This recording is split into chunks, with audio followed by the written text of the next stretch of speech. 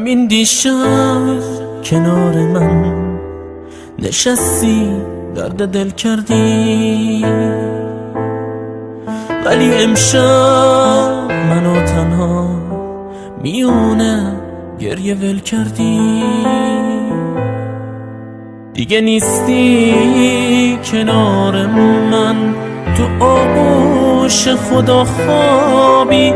چقدر جات خوب و آرومه، نه دلتنگی نه بیتابی.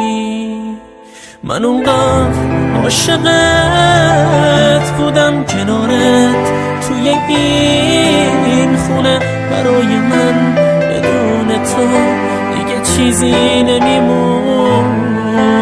من اونقدر عاشقت بودم که چشمامو رو هم بستم، تو از دنیای من دوری، من اما یاد تو هستم.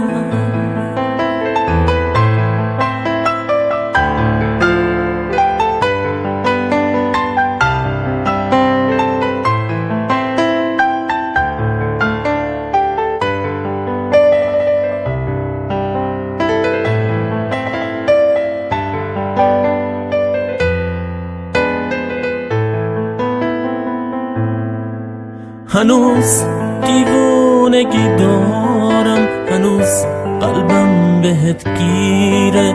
بگو با اون همه عادت که این دستامو میگیره. یه جورایی هنوز گیجم، تموم فکرم آشوبه. میدونم هیچ امیدی نیست، همین که فکرتم خوبه. من اونقدر عاشقت بودم کنارت توی این خونه، برای من بدون تو دیگه چیزی نمیمونه.